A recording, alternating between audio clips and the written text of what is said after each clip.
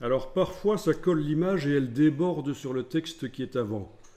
Et dans ce cas-là, il faut aller dans la palette style de paragraphe, appliquer au paragraphe le style paragraphe standard. Mais il se trouve qu'on l'avait justement fait avant et donc on n'a pas le problème de l'image qui déborde sur le texte qui est avant.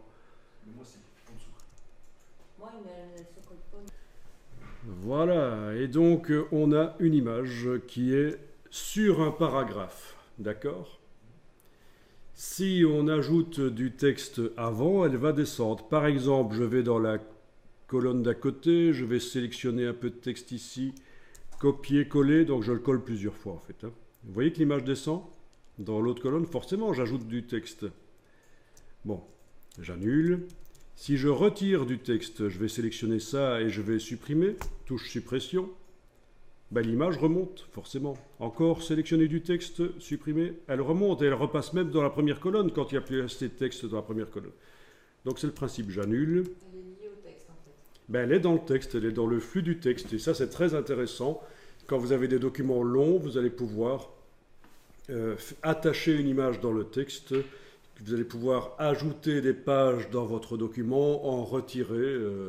Vous n'allez pas devoir vous soucier que les images sont toujours bien à côté du texte qui parle d'elles. Alors il y a un autre système dans InDesign qu'on ne verra pas ici parce que c'est plus avancé, c'est ce qu'on appelle les objets ancrés, où les images, au lieu d'être entre deux paragraphes comme ici de texte, elles sont à côté du texte. Mais elles sont malgré tout attachées au texte.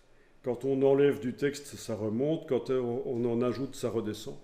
Mais c'est le même principe qu'ici, sauf qu'elles sont sur le côté du bloc. Pratique pour faire des catalogues notamment.